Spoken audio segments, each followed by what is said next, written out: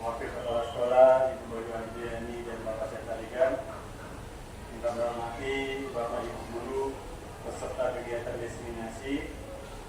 Pertama-tama pada kita menjalankan bersyukur atas kepada Allah Taala yang telah memberikan nikmat kepada kita semua sehingga kita bisa berkumpul dan hadir di ruang ini dalam acara kegiatan destinasi dalam guru penggerak angkatan 10 oleh Ibu Siti Terapi dulu yang akan menyampaikan terkait modul 174 tentang budaya positif. Pertama-tama marilah kita buka kegiatan belajar hari ini dengan mengucapkan basmalah. Bismillahirrahmanirrahim. Semoga dengan kita membuka basmalah kegiatan pada hari ini dimudahkan dan dilancarkan.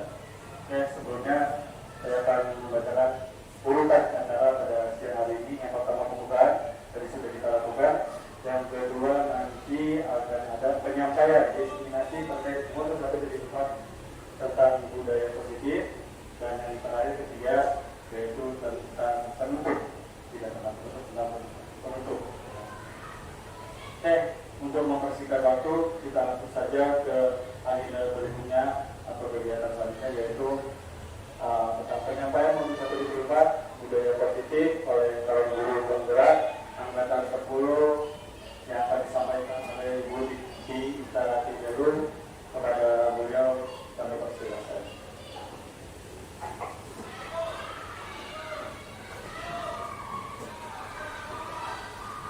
Terima kasih Pak Yuda.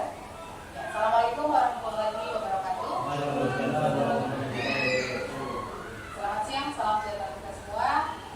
Terima kasih Bapak Ibu rekan untuk dapat hadir bersama saya untuk mendengarkan paparan atau penjelasan dari praktik baik dalam program calon guru penggerak angkatan 10 di modul 1.4 yaitu budaya positif. Disiplin positif dan nilai-nilai kebajikan universal. Bapak Ibu, kita selalu dan seringkali mendengar kata disiplin ya, yang artinya pasti berkaitan dengan hal yang positif. Di sini ada penjelasan dari Dr. William Glasser dalam control theory yang kemudian berkembang dan dinamakan choice theory, yaitu menunjukkan beberapa miskonsepsi tentang makna kontrol. Bapak Ibu, rekan-rekan semua sering ya mendengar kata kontrol. Nah, kita sebagai pendidik atau guru di sini, guru mengontrol murid, ya kan? Pada dasarnya kita tidak dapat memaksa murid untuk berbuat sesuatu jika murid tersebut memilih untuk tidak melakukannya. Oke. Berikutnya, kritik dan merasa bersalah dapat menguatkan karakter. Mereka belajar untuk merasa buruk tentang diri mereka. Mereka mengembangkan dialog diri yang negatif. Di kelas mungkin Bapak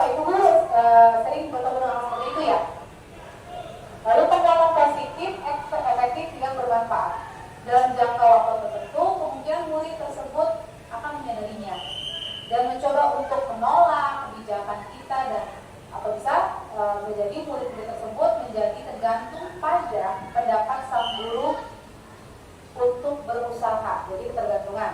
Ya. Berikutnya, orang dewasa memiliki hak untuk memaksa, bahwa perilaku memaksa tidak akan efektif untuk jangka panjang. Benar nggak dua ini? Ya, betul ya. Jadi bahwa perilaku memaksa tidak akan efektif, tidak akan berhasil dalam itu untuk jangka waktu panjang, dan sebuah hubungan yang terbentuk tidak akan baik hasilnya. Berikutnya, mari kita coba makna kata disiplin. Ketika Bapak Ibu guru mendengar kata disiplin, apa yang terlintas pertama kali di benak Bapak Ibu? Disiplin. Nah, kita ini kan terkenal dengan karakternya yang tegas. Apa tuh disiplin, Bu Rita? Sesuai dengan aturan. Sesuai dengan aturan. Bapak Ibu guru ini ya, disiplin. Nah, akan terus beriringan disiplin dengan sekolah. Nah, setiap guru pasti akan melakukan hal disiplin di kelasnya masing-masing. Bu aku sendiri makna kata apa disiplin? Ada yang lain kan?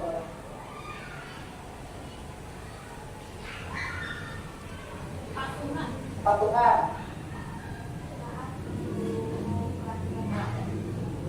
Taatan ya, ada peraturan. Oke. Nah, di sini ketika mendengar kata disiplin, ya, kebanyakan orang akan menghubungkan disiplin itu dengan tata tertib tadi itu, lalu juga teratur, kepatuhan, dan pada peraturan. Sebenarnya kata disiplin juga sering dihubungkan dengan hukuman. Ya, betul ya? Setuju ya? Nah, padahal kita sungguhnya itu berbeda, karena belajar tentang disiplin positif tidak harus dengan memberi hukuman.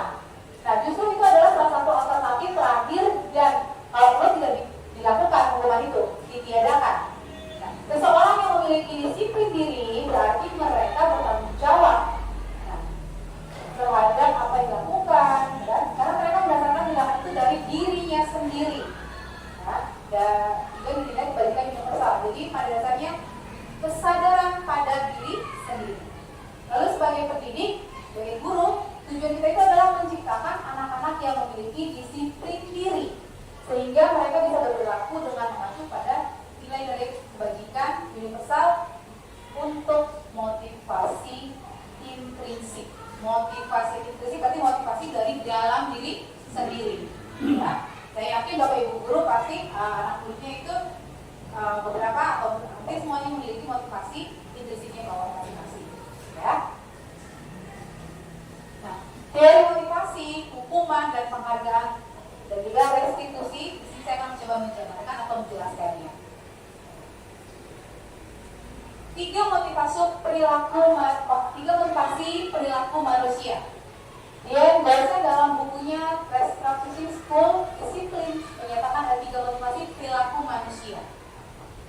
Yang pertama yaitu menghindari ketidaknyamanan atau hukuman. Jadi kalau kita tadi motivasi kita untuk bersikap disiplin gitu ya, berarti kita pertama menghindari ketidaknyamanan atau hukuman. Sesuai dari kita?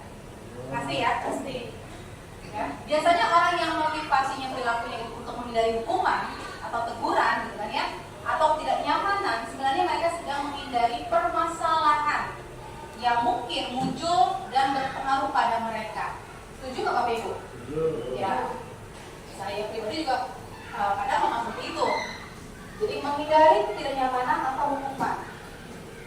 Makanya banyak mungkin siswa ini seperti itu ya, dia patuh, nurut, tertib karena tidak ingin mendapat teguran, dihukum, ya. Nah yang berikutnya mendapatkan imbalan atau penghargaan dari orang lain. Nah, mereka itu melakukan itu untuk mendapatkan perhatian, ya kan? Lalu mendapatkan reward, imbalan. Ya kan, pengakuan, validasi. Kalau kata dalam pendidikan Pancasila, pakai pamrih, gitu ya. Itu juga banyak. Ada beberapa dari kita pun juga seperti itu ya. Nah, berikutnya yang terakhir yaitu menjadi orang yang mereka inginkan dan menghargai dirinya sendiri. Mereka melakukan sesuatu karena nilai-nilai yang mereka yakini dan hargai, dan mereka juga melakukannya karena memang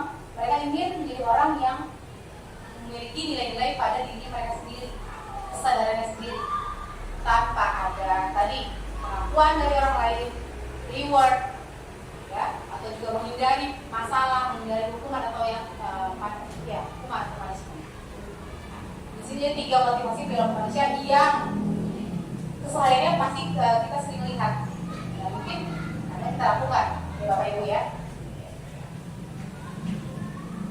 Berikutnya menjelaskan dari hukuman, konsekuensi, dan juga restitusi. Yang hukuman ya bersifat tidak terencana atau tiba-tiba tanpa melalui suatu kesepakatan. Jadi tidak ada kesepakatan sebelumnya. Lalu muridnya tidak tahu apa yang akan terjadi. Bersifat satu arah. Satu yang berpower, yang berkuasa, ya, satu pihaknya. Lalu berupa fisik ataupun psikis itu ada peringatan atau pada pinjaman di hukuman. Nah, mungkin pernah atau dilakukan, ya kan? Nah, itu sebuah hukuman. Jadi, simpulannya hal yang negatif, hal seperti itu. Makanya anak-anak banyak yang menjadi hukuman seperti itu ya. Lalu konsekuensi. Nah, konsekuensi itu adalah sudah terencana dan sudah disepakati ke semua pihak, pendidik dan juga peserta didik. Jadi dilakukan komunikasi yang dari segala arah dan diketahui. Sudah mengetahuinya, sudah menyepakatinya, gitu ya. Dan dia mengetahui konsekuensi yang akan diterima bila ada atau bila melakukan pelanggaran.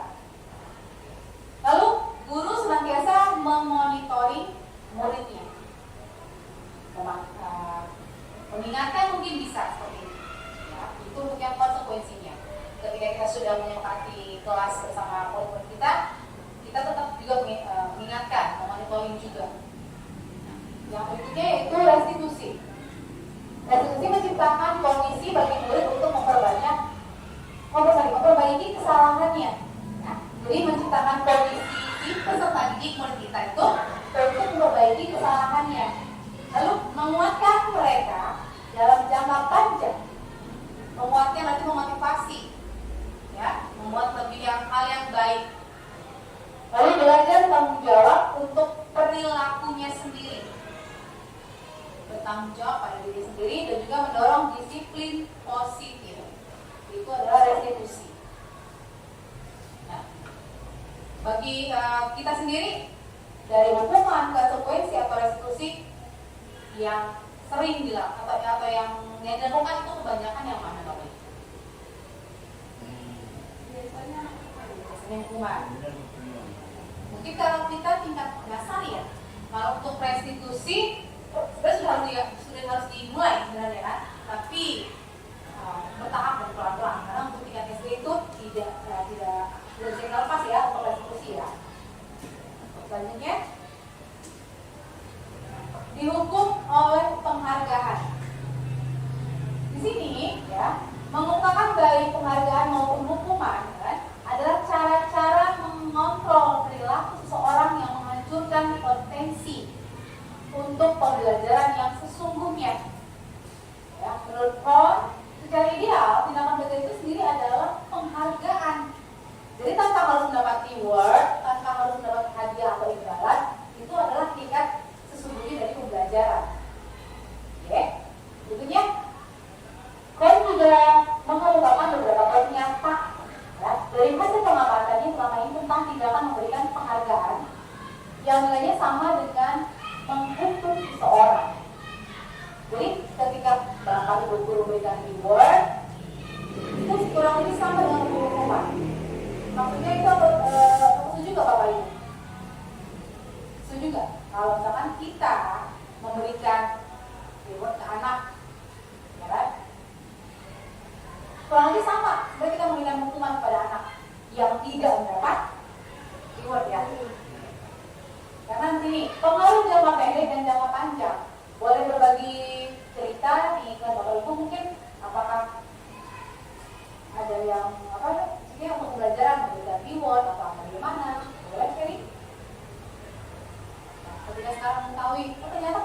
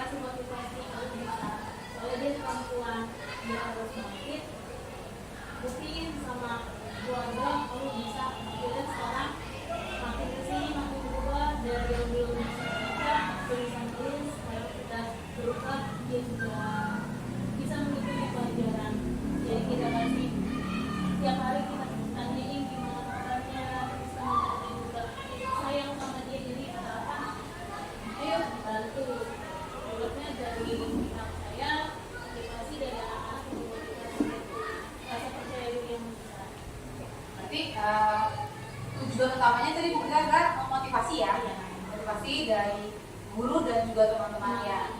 Dan alhamdulillah hal baik itu hasilnya baik, dan progresnya juga berhasil bagus baik ya. Nah itu alhamdulillah. Jadi ya memang tadi situasi kondisi juga yang utama ya, betul. Yang lain mungkin Bapak Ibu?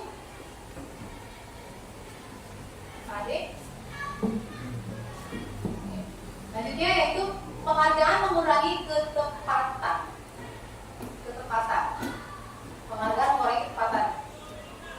Dan juga menurunkan kualitas. Serta penghargaan mematikan kreativitas. Selanjutnya penghargaan memupuk dan juga motivasi dari dalam diri atau intrinsik. Nah, kayak tadi ceritanya Bu Rita, mungkin pertama dia di dalam motivasi dirinya sendiri kan tidak ada atau kurang. Tapi karena situasi dan kondisi guru yang lebih peka, lebih tahu ya, tujuannya adalah motivasi. Nah, ini adalah dari teori yang didukung oleh penghargaan. Ini kita di sini sharing ya Bapak Ibu ya. Selanjutnya yaitu keyakinan kelas. Bapak Ibu sudah pernah mendengar keyakinan kelas sebelumnya nih? Belum? Atau keyakinan kelas? Keyakinan kelas itu apa? Kalau kesepakatan kelas sudah, dan semua sudah pasti ya. Nah, ini keyakinan kelas itu apa? Percaya ketika saya memegang kelas di jabatan kelas ini, saya akan berkeyakinan bahwa ini gitu ya, ada yang baik yang saya inginkan. Oke. Pembentukan keyakinan kelas atau sekolah. Nah, keyakinan kelas itu bersifat lebih abstrak daripada peraturan. Nah, yang peraturan itu lebih rinci dan lebih konkret peraturannya. Jadi kalau keyakinan kelas lebih abstrak, lebih umumnya. Lalu keyakinan kelas berupa pernyataan universal, umum. Contoh misalkan kayak keyakinan dalam kelas yang Bapak Ibu inginkan atau Ibu Bapak sudah lakukan. Contohnya tanggung jawab misalkan, kejujuran, disiplin, menghargai. Pasti kan Bapak Ibu di dalam kelas ingin yang baik dan ingin yang terbaik pastinya ya untuk anak murid kita. Lalu pernyataan keyakinan kelas senantiasa dibuat dalam bentuk yang positif. Dalam bentuk yang positif itu berarti kalimatnya tidak menggunakan kata-kata negatif. Contoh, jangan menyontek. Kan negatif ya, jangan menyontek. Kita buat kalimat yang positif. Lebih baik mengerjakan sendiri. Atau yang lainnya? Kejujuran, kenapa? Jujur pada diri sendiri, ya. Nah, jadi kita buat kalimat-kalimat yang katanya itu positif. Dilarang buang sampah sembarangan. Buanglah sampah pada tempatnya. Nah, jadi itu adalah contoh-contoh dari keyakinan kelas yang kita buat untuk menumbuhkan sikap-sikap positif pada peserta didik. Nah, berikutnya keyakinan kelas hendaknya tidak terlalu banyak. Ya, yang tadi yang sebelumnya dia berkualitas. Tidak harus yang kuantitasnya banyak, tapi kualitasnya. Nah, maksudnya kenapa tidak terlalu banyak? Untuk mudah diingat dan dipahami oleh semua warga kelas. Ya, jadi tidak harus banyak 5 poin misalkan atau 4 poin, tapi itu yang kita akan laksanakan, kita akan bangun, yang akan kita wujudkan bersama di kelas kita ataupun di sekolah. Oke. Selanjutnya, keyakinan kelas sebagai sesuatu yang dapat diterapkan dan juga dilakukan di lingkungan kita. Yang nggak usah terlalu muluk, tidak terlalu muluk-muluk, tapi kita memang akan lakukan dan insya Allah terlaksana. Yang tadi bilangnya kan kejujuran, hal kecil ya, tidak menyontek, ya kan? Mengerjakan jujur pada diri sendiri, bertanggung jawab, datang tepat waktu, menghormati teman, orang lain, tidak menyinggung seperti itu, ya. Jadi lakukan atau buat yang bisa diterapkan dan kita lakukan bersama. Berikutnya, semua warga kelas hendaknya ikut berkontribusi dalam pembuatan keyakinan kelas lewat kegiatan curah pendapat. Saya yakin di sini Bapak Ibu setiap di kelasnya pasti akan selalu berkomunikasi atau berdiskusi kepada peserta didik. Walaupun baru kelas 1, Bapak pasti akan bertanya ya, pasti saya yakin. Nah, jadi di sini kita akan curah pendapat kepada murid-murid kita atau di sekolah. Kalau di kelas kita keyakinannya tadi kejujuran, ya kita sama-sama melakukan hal yang jujur dalam segala hal, kan gitu ya? Apa tuh Bu? Apa itu Pak? Tadi mengerjakan tugasnya dengan hasil sendiri, ya kan? Seperti itu. Bertanggung jawab, merapikan kelas atau tempat atau kelasnya masing-masing dengan baik, gitu kan ya? Berikutnya, bersedia meninjau kembali keyakinan kelas dari waktu ke waktu, mengevaluasi. Ya. Jadi keyakinan kelas dapat kita ubah, kita perbaharui lah. Oh, yang kemarin kita sudah buat 5 keyakinan kelas, misalkan kita sudah alhamdulillah terlaksana semua atau sudah terlaksana hampir sebagian. Nah, kita Bu Prita mau membuat keyakinan kelas yang baru lagi nih nak. Nah, buatlah yang baru dan tadi yang dapat diterapkan seperti itu. Oke. Selanjutnya, prosedur pembentukan keyakinan sekolah atau kelas. Jadi mempersilahkan warga sekolah atau murid-murid di sekolah untuk bersuara pendapat tentang peraturan. Lalu mencatat semua masukan-masukan. Kita mengumpulkan, mencatat semua yang murid atau warga sekolah berikan. Kita apresiasi mereka. Dan juga susun keyakinan kelas sesuai prosedur pembentukan keyakinan sekolah dan ganti kalimat-kalimat tadi dalam bentuk yang menjadi kalimat positif. Lalu tinjau kembali daftar bentuk tinjau kembali keyakinan kelas kita dan juga ketika sudah selesai semua warga sekolah atau murid-murid kita itu menyetujuinya. Itu yang penting. Karena tadi ya sudah saling berdiskusi, saling memberi pendapat, masukan, sudah sepakat, kita setuju bersama. Jangan sampai hanya gurunya saja nih. Itu bukan keyakinan kelas ya, itu kemauan kita. Tapi kalau keyakinan kelas semua pihak menyetujui melakukannya bersama-sama. Terakhir, keyakinan sekolah atau kelas selanjutnya bisa didapatkan di dinding, ya biasa juga untuk dilihat karena sudah dibuat bersama. Nah, sekarang masuk yang berikutnya adalah 5 kebutuhan dasar manusia. Apa sih 5 kebutuhan dasar manusia? Kira-kira? Rumah, tangga, pangan, papan. Ya. Nah di sini 5 kebutuhan dasar manusia. Yang pertama, bertahan hidup, penguasaan, kesenangan, kebebasan, lalu juga diterima atau rasa disayang. Ya. Nah, kebutuhan yang bersifat fisiologis, fisik. Untuk bertahan hidup misalnya kesehatan, ya, rumah, dan juga makanan itu untuk bertahan hidup. Nah di sini juga kita bisa lihat anak peserta didik kita, apakah dia sudah mendapat kebutuhan hidupnya, kebutuhan bertahan hidupnya, kesehatannya, rumahnya, atau juga makanannya. Ya, saya boleh sedikit bercerita, mungkin ada satu murid saya untuk makannya dibilang kurang gizi tidak, tapi karena orang tua bekerja, jadi ketika orang tua bekerja hanya dibekali dengan uang. Namanya anak ya, makan suka-suka dia tanpa kontrol atau orang tua ya, karena orang tua kerja dua-duanya. Jadi ketika satu hari dikasih 30.000, itu kan makan apa saja, kita nggak tahu nutrisinya, ya kan? Kita nggak tahu asupan vitamin semuanya. Jadi terlihat jelas dari tadi untuk perkembangannya ya, jadi bertahan hidupnya.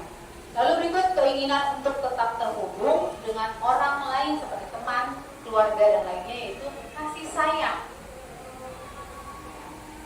Kasih sayang, kebutuhannya belum terpenuhi.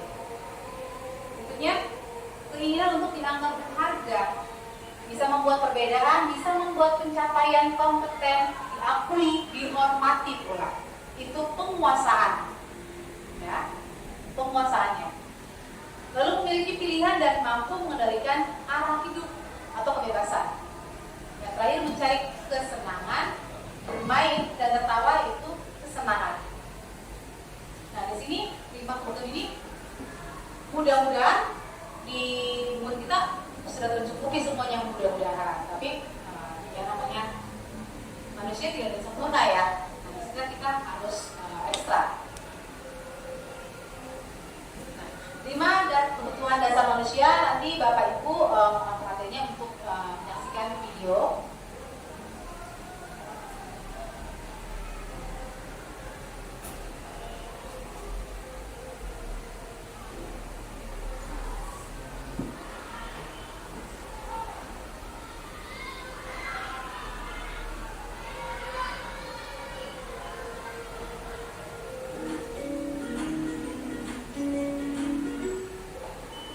Salam dan bahagia Ibu dan Bapak Guru hebat. Untuk membangun budaya sekolah yang positif dengan lingkungan yang aman dan mendukung murid untuk menjadi pribadi yang berdaya, seimbang, dan bahagia, salah satu upaya yang dapat dilakukan oleh guru adalah dasar yang mendasari perilaku. Pada video kali ini kita akan membahas tentang 5 kebutuhan dasar manusia.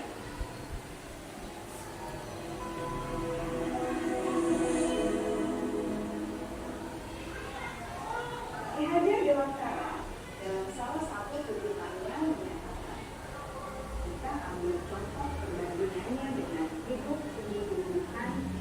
Seorang petani dalam hakikatnya sama kewajibannya dengan seorang pendidik yang memberi padi saja. Hanya dapat menuntun tumbuhan tadi. Dia dapat memperbaiki kondisi tanah, memelihara tanaman padi, memberi pupuk dan air, mengasuh ulat-ulat atau jamur-jamur yang mengganggu hidup tanaman tadi, dan lain sebagainya. Ketika guru memahami kebutuhan apa yang mendasari perilaku murid, guru berusaha menuntun dan mendukung murid dalam memenuhi kebutuhannya secara positif. Pada hakikatnya, guru tersebut ibarat seorang petani sedang berusaha memahami kebutuhan masing-masing. Dia berusaha memenuhi kebutuhan tanaman tersebut dan dapat kebutuhan hidup dan maksimal. Dr. William Glasser, seorang psikiater dari Amerika Serikat, menyatakan bahwa seluruh tindakan manusia memiliki tujuan tertentu, yaitu memenuhi kebutuhan dasar. Ketika kelima kebutuhan dasar telah terpenuhi secara memadai, maka murid akan tumbuh dengan keseimbangan. Sebaliknya, ketika kebutuhan dasar tidak terpenuhi dengan baik, maka seseorang akan mengalami emosi negatif, bosan, sedih, dan maka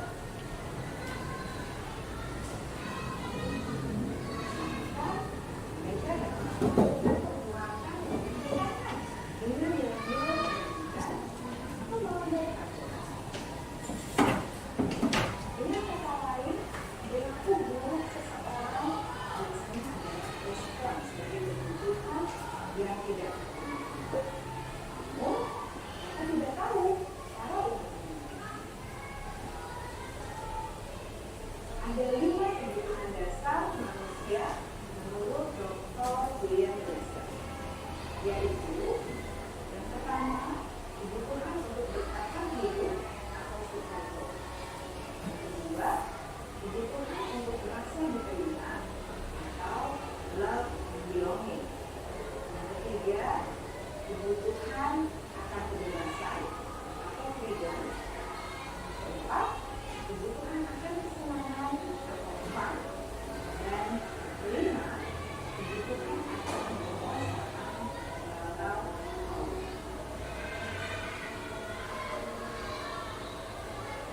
Kebutuhan dasar yang pertama adalah kebutuhan yang bersifat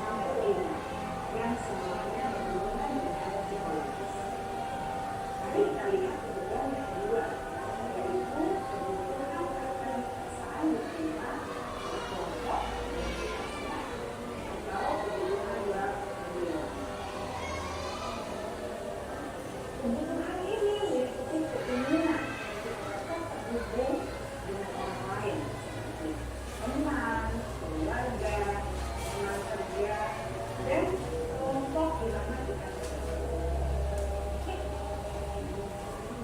setiap murid ingin menjadi bagian yang berharga dari kelas dan juga sekolah. Mereka juga ingin diterima oleh orang lain dan murid. Bahkan murid yang terlihat paling cuek pun jauh di dasar hatinya pasti ingin merasa dihargai.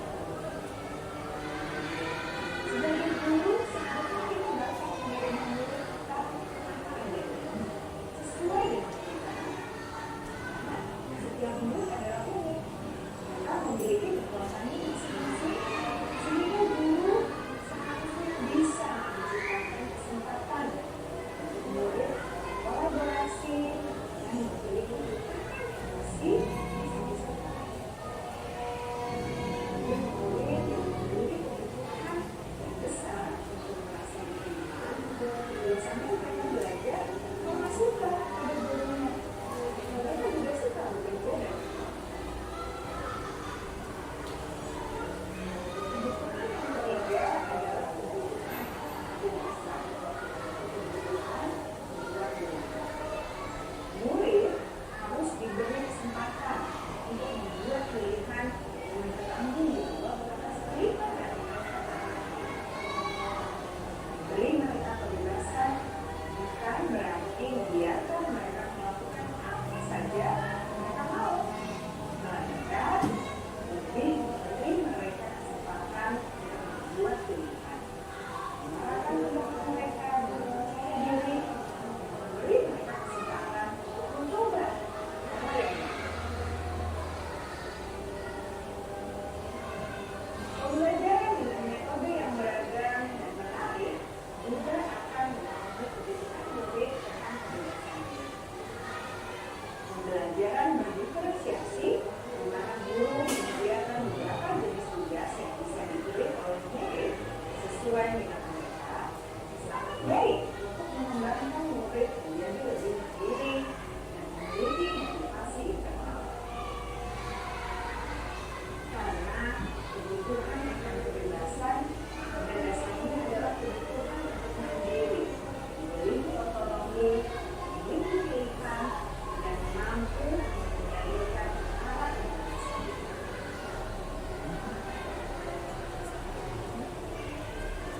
Kebutuhan yang keempat adalah kebutuhan untuk semangat. Rela Bapak Ibu hidup tanpa rasa senang. Kenapa menjadikannya? Glasgow menghubungkan kebutuhan terhadap kesenangan dengan belajar. Jangan sebabkan dengan murid merasa senang di kelas. Sebagai guru, jangan ragu-ragu dan sengaja memasukkan kegiatan yang menyenangkan dalam kelas. Murid-murid dengan kebutuhan dasar kesenangan yang tinggi ingin menikmati apa yang mereka lakukan. Mereka juga konsentrasi tinggi saat mengerjakan hal-hal yang disenangi.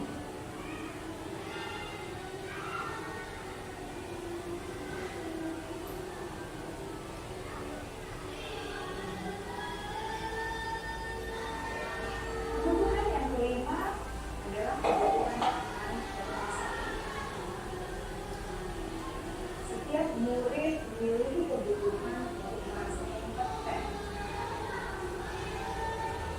jadi terampil, diakui pencapaian dan keterampilannya,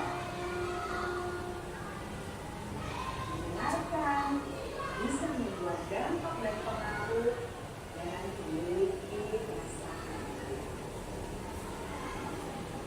Maka sebaiknya diberi kesempatan untuk membuat keputusan tentang hal-hal yang penting dalam hidupnya, tidak merasa dikontrol.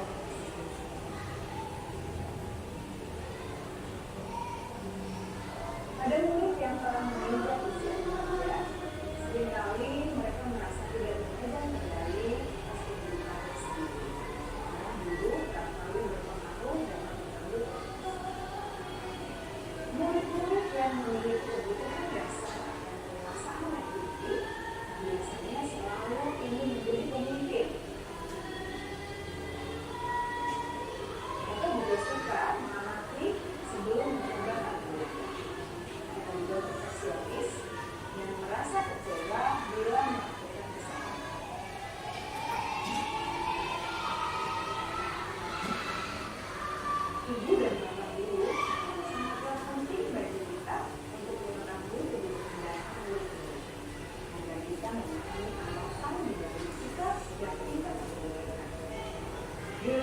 berperilaku buruk atau melakukan peraturan sehingga tindakannya tidak sesuai dengan ketentuan. Maka guru harus memberitahu atasan dan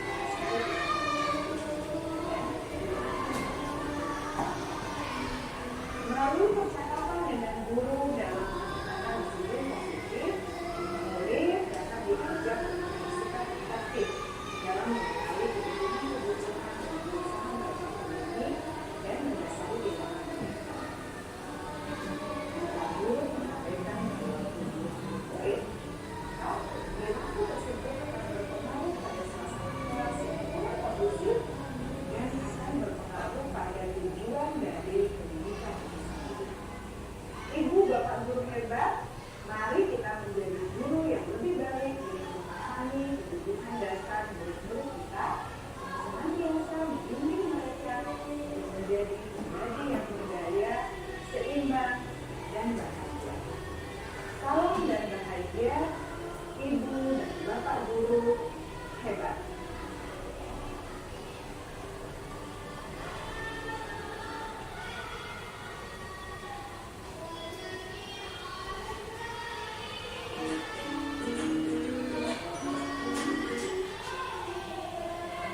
Ya, terima kasih Bapak Ibu sudah menyaksikan video yang sudah ditayangkan tadi.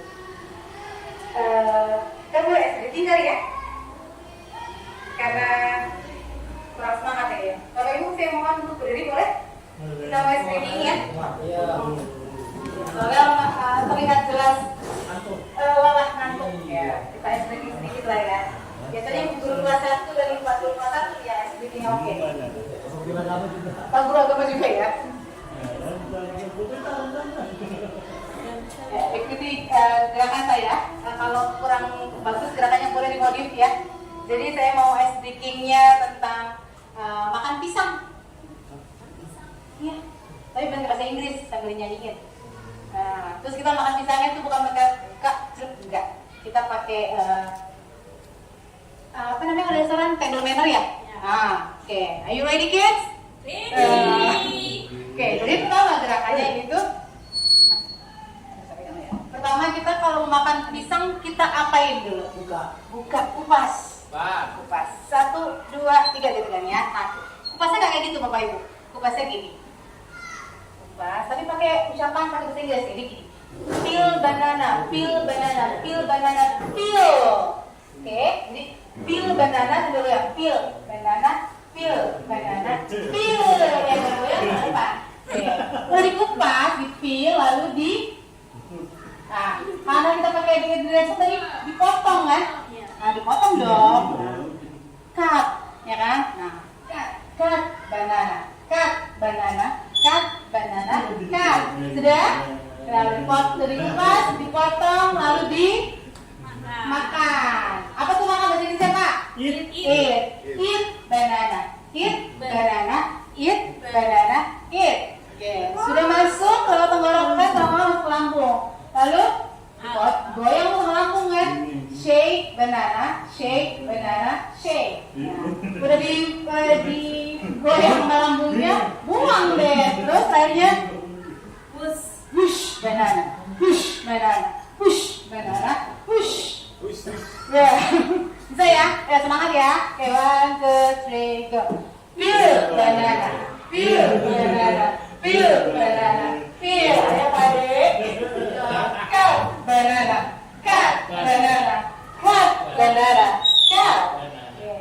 Then eat banana, eat banana, eat banana, eat.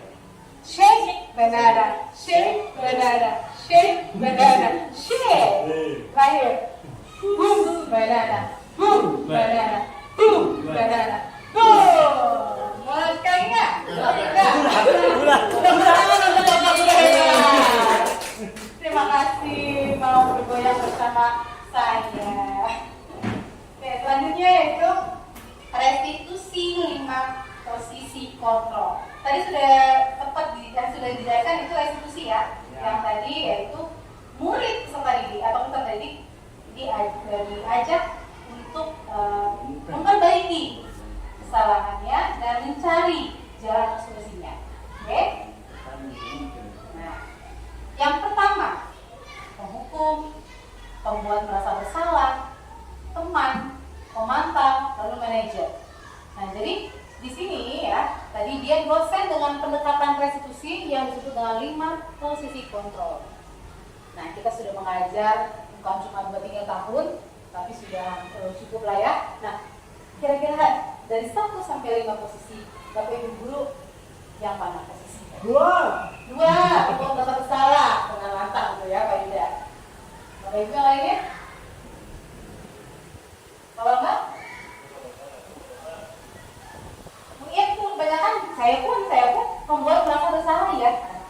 Tuh, kamu sih gitu, kan guru gini capek tahu. Rahasia lo ibu, sama kamu. Nah, gitu kan ya. Wah, ya. Terus atau penghukum, jreng gitu kan. Wah, ada hukum juga, ada hukum tadi. Maafin. Limis dulu. Pak, gue. Kamu lari semua itu. Artinya dari dia. Karena gue itu udah kayak matanya kan berapa hari kelihatan ya. Jadi ini penghukum, membuat rasa bersalah, teman, mantau, atau manajer. Nah, selama ini sebenarnya kalau saya pribadi hampir semuanya kita sudah lakukan atau melaksanakan 5 posisi ini ya. Nah, dari yang tadi membuat rasa bersalah, kita memberikan hukuman, ya kan? Tapi setelah itu kita jadi teman. Jadi apa namanya? Ya, betul. Posisi dan kondisinya. Di sini juga ada sedikit video tentang restitusi, hukuman dan lainnya. Mau disimak kembali bapaknya. Untuk lebih memahami kelima posisi tersebut, mari kita saksikan kasus kemarin yang terlambat hadir 20 menit di sekolah dan melihat bagaimana kelima posisi kontrol dalam menghadapi masalah tersebut.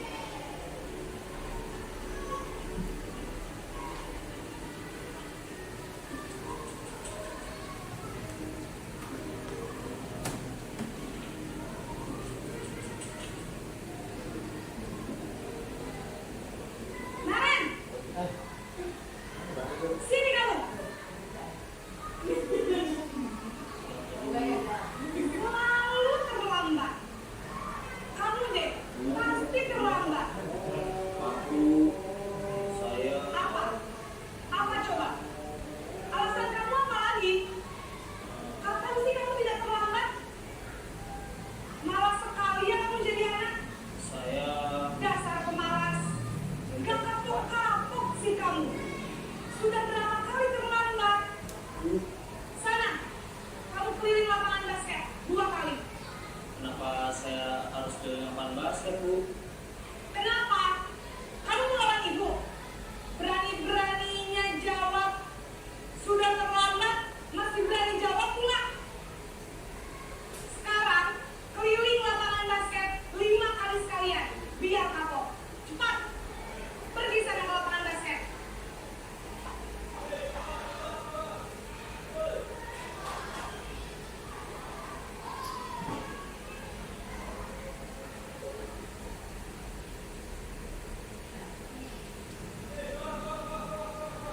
Tadi sudah kita lihat ya, yang video pertama ini, yaitu Bapak Ibu guru menjadi posisi penghukum. Ya, seorang penghukum biasanya menggunakan hukuman fisik, ya, maupun tegal, cakap. Lalu orang yang menjalankan posisi penghukum, senantiasa mengatakan bahwa sekolah memerlukan sistem atau aturan, ya, atau alat yang dapat menekan pada si murid tersebut. Jadi lebih menekankan si murid. Lalu guru-guru yang menerapkan posisi penghukum akan berkata biasanya, patuhi aturan saya. Nah, awas. Lalu kamu ya selalu aja bikin salah. Terus pasti selalu yang terakhir selesainya. Itu biasanya kata-kata dari guru atau yang melakukan penghukum. Nah, guru seperti ini senantiasa percaya hanya ada satu cara agar pembelajarannya berhasil. Itu caranya dia, caranya si guru tadi. Oke? Selanjutnya.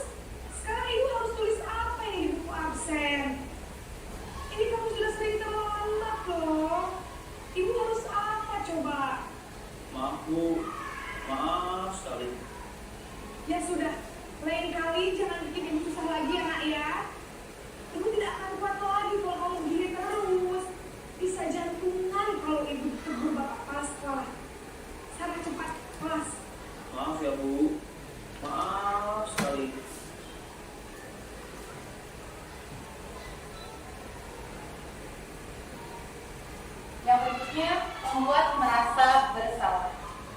Pada posisi ini biasanya guru akan bersuara lebih lembut, tapi ya kan, menggunakan keheningan membuat orang lain merasa tidak nyaman. Suaranya lembut sih, tapi nggak nyaman juga, gitu kan? Kan gue yang sering gue nih. Dan menggunakan membuat orang lain tuh merasa nggak nyaman, bersalah, terus juga rendah diri.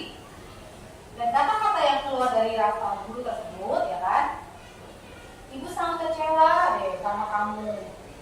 Jadi kayak, tuh kan harapan ibu jadi kan nggak terwujud, yang melas ya udah. Itu kecewa banget. Lalu berapa kali nih bapak harus kasih tahu kamu?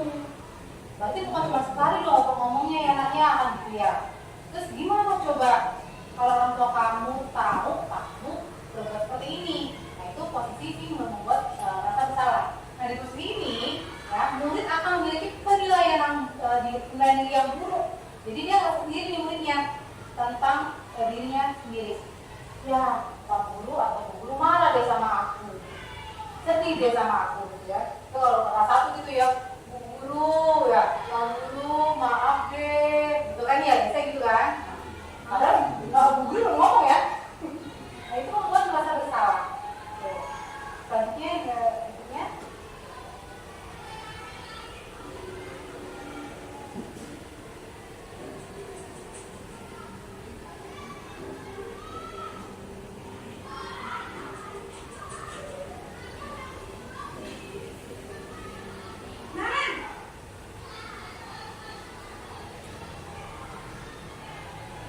Bapak Ibu, Wah, sudah jam berapa ini nak? Lambat lagi ya sayang. iya Bu, habis ibu saya lupa mengangkat saya Bu. Kamu mau menyalahkan ibu kamu. Kamu bukannya anak yang larinya paling kencang. Kok terlambat sih? Iya Bu, saya memang terlambat bangun tadi. Jadi biarpun saya lari kencang, tetap gak kencang Bu. Ya sudah sana. Nanti lain kali larinya lebih kencang lagi ya. Biar gak terlambat lagi. Bikin senang ibu. Demi ibu. Bisa kan? Bisa lah Bu. Ya sudah sana masuk kelas. Ibu beresin urusan absen kamu. Kamu ini ada tes aja.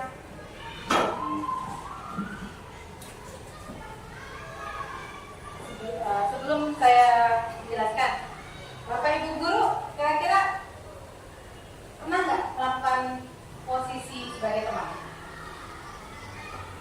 Di dalam kelas itu tapi untuk menerapkan itu Yang lainnya? Nah, ya.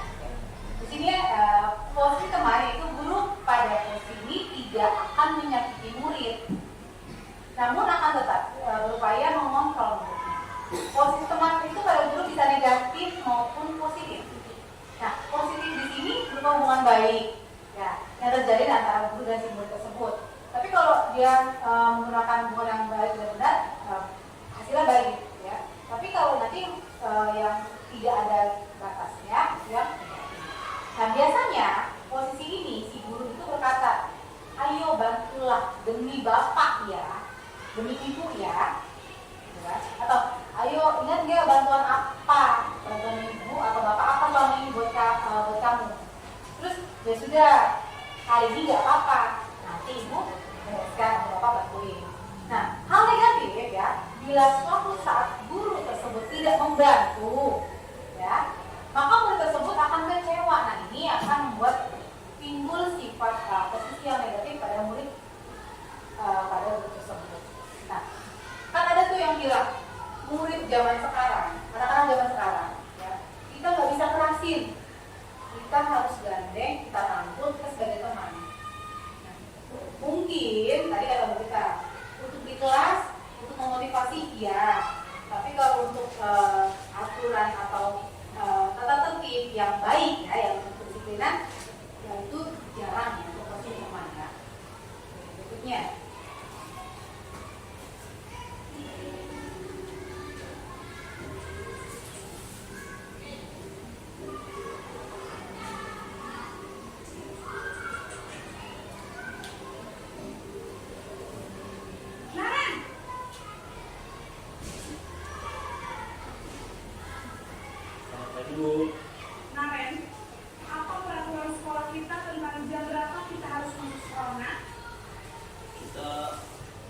harus di sekolah jam 7 Bu.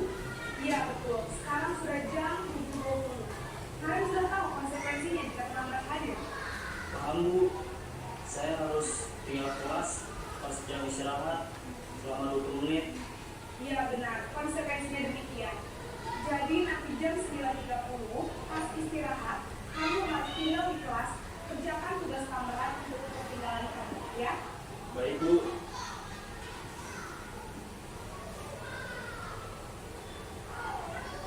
Yang berikutnya pemantau.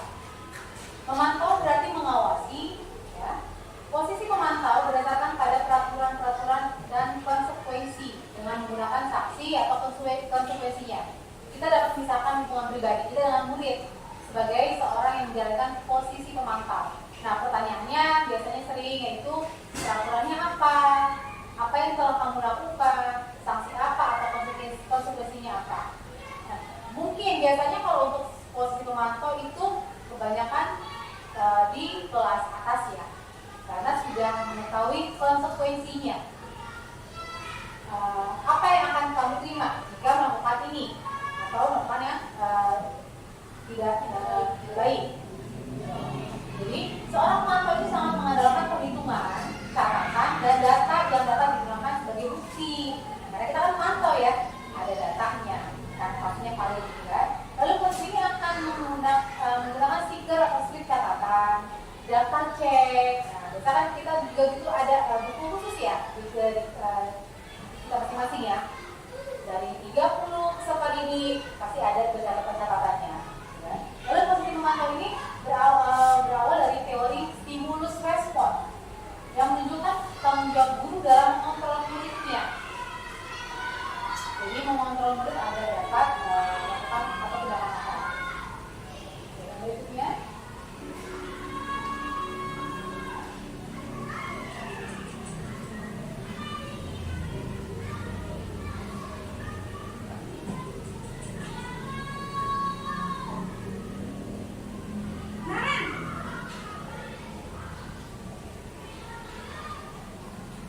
Selamat pagi Bu.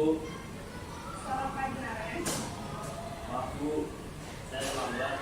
Iya, sekolah masuknya jam 7, sekarang sudah jam 7.20. Jadi sekarang bagaimana ini, Naren? Maaf Bu, saya lupa soal saya semalam. Baiklah, menurut kamu, keyakinan sekolah yang mana yang perlu kamu tingkatkan? Menghargai diri sendiri dan orang lain mungkin ya Bu. Setuju. Jadi, apakah Naren meyakini prinsip saling menghormati tersebut? Iya Bu, saya meyakininya. Apakah Naren bersedia memperbaiki masalah keterlambatan ini? Bersedia Bu. Bagaimana kamu akan memperbaiki masalah keterlambatan ini? Saya akan coba untuk tidak lupa menyetel alarm saya Bu. Baik, kalau Naren komentar alarm di rumah, ada orang yang kira-kira bisa bantu mengingatkan tidak? Ada Bu, kakak saya, Kak Emma. Ada lagi selain Kak Emma? Selain Kak Emma, ada ibu saya. Baik, jadi yang mengingatkan Naren adalah Kak Emma dan ibu kamu ya. Kira-kira akan mulai start alarm kapan nih, Naren? Setelah pulang sekolah, akan segera saya lakukan. Baik, jadi Naren akan setel alarm untuk bangun besok pagi dan akan diingatkan oleh kakak dan ibunda Naren ya. Ada lagi yang mungkin perlu dilakukan Naren agar tidak terlambat bangun lagi. Tidak ada Bu. Baik Naren, terima kasih untuk kerjasama kamu. Sekarang kamu perlu kembali ke kelas untuk belajar. Baik Bu, terima kasih. Ya, yang terakhir itu manajer. Guru berbuat sesuatu bersama dengan murid, mempersilahkan murid mempertanggungjawabkan dari tindakannya ke perilakunya, mendukung murid agar dapat menemukan solusi, ya. Lalu mencari jalan keluarnya dari permasalahan tersebut. Di sini penekanan bukan pada kemampuan membuat konsekuensi, tapi dapat berkolaborasi dengan murid bagaimana memperbaiki kesalahan yang ada. Seseorang manajer akan berkata apa yang kita yakini. Mari kita lihat apa keyakinan kelas ya sebelumnya kan ya. Lalu kembali, jika kamu meyakininya, terus kamu bersedia nggak untuk memperbaikinya? Lalu apa rencana kamu untuk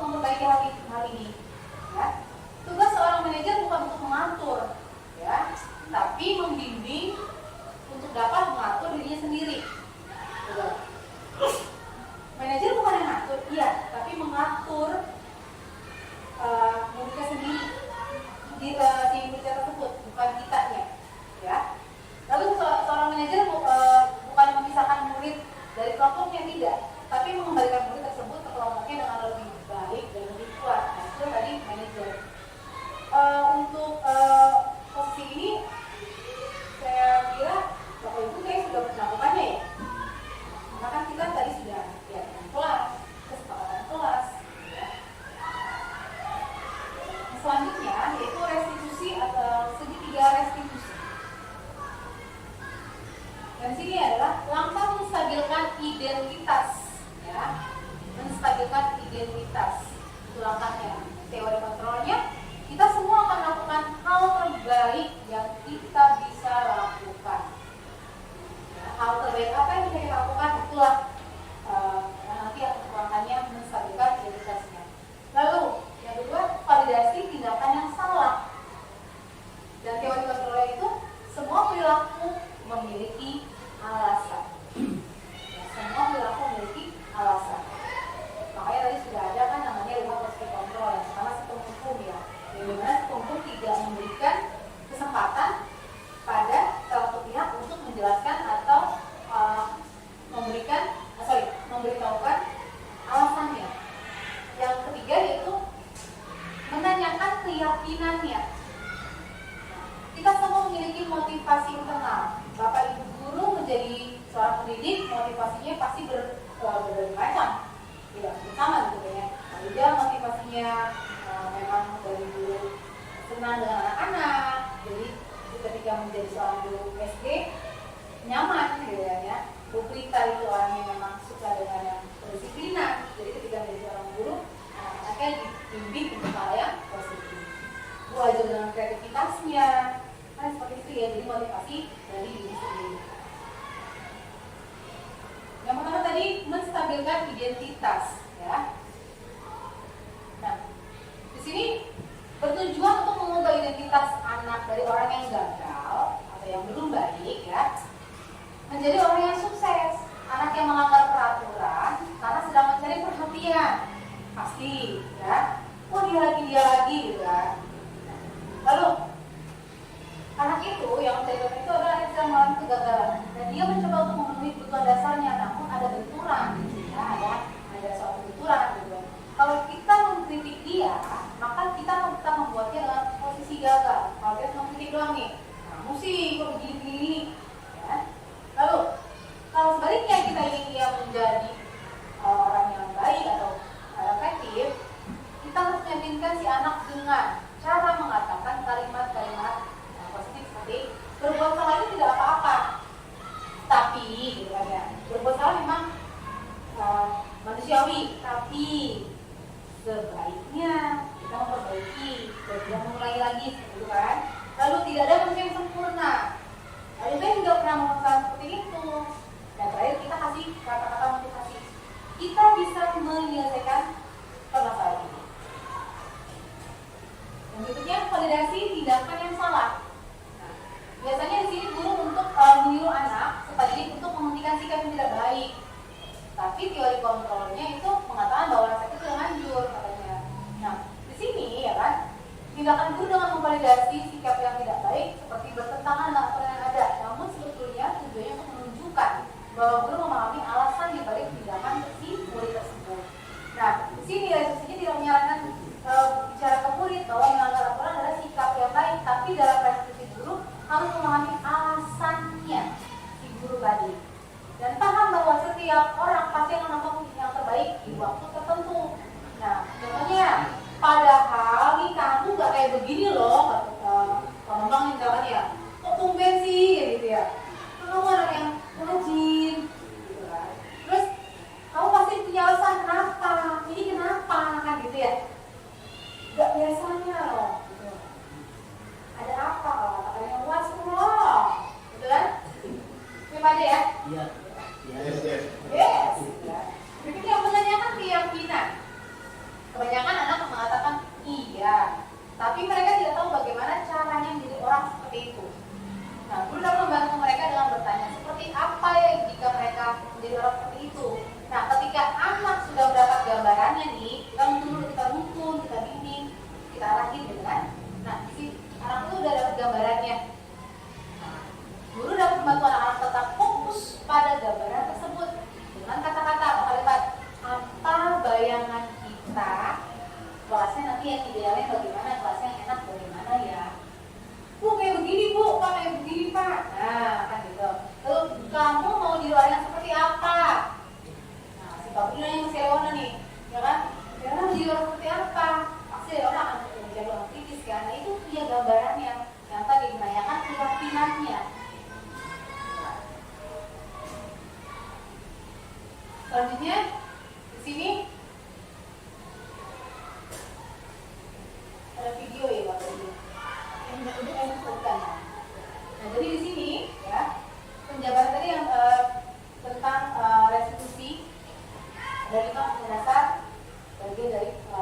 disiplin positif di sekolah kita. Oke, jadi kurang lebih penjabarannya seperti yang saya jelaskan. Ya, terima kasih. Jadi kita kembali kepada diri kita masing-masing sebagai seorang guru, sebagai orang tua di sekolah, bagi anak murid kita. Saya yakin Bapak Ibu, saya sendiri pun menginginkan yang terbaik bagi murid-murid. Dengan cara apapun itu, tapi tetap dengan hal yang positif. Ya, karena saya tahu, saya yakin Bapak Ibu guru itu hebat dan juga punya keyakinan kelas yang luar biasa.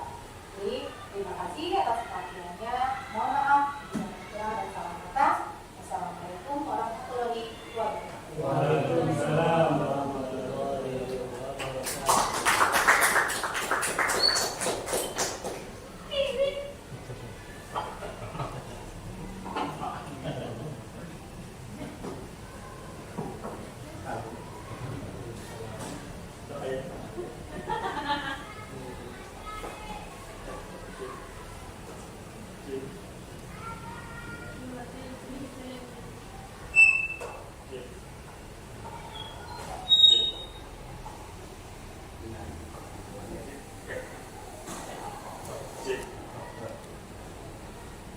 Terima kasih sebelumnya kepada Bu Sri yang telah menyampaikan beberapa ilmu yang bermanfaat melalui diseminasi ini terkait modul 1.4 tadi, ya, tentang bagaimana disiplin positif yang bisa diterapkan oleh guru-guru baik di dalam kelas maupun di sekolah. Nah, semoga ilmu yang sudah disampaikan tadi bisa kita ATM, amati, tiru dan modifikasi untuk kepentingan bersama. Semoga dari ilmu yang disampaikan bisa bermanfaat bagi kita semua. Oke,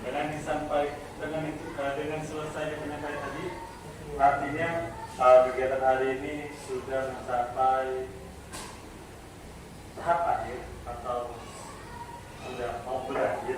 Ya. Tidak terasa sudah 1 jam kita ini dulu untuk belajar bersama. Oleh karena itu kita langsung saja ke masalah yang berbeda. Kita tutup kegiatan hari ini dengan membaca Alhamdulillah. Kurang lebihnya mohon maaf. Saya akhiri. Wabillahi taufiq wal hidayah.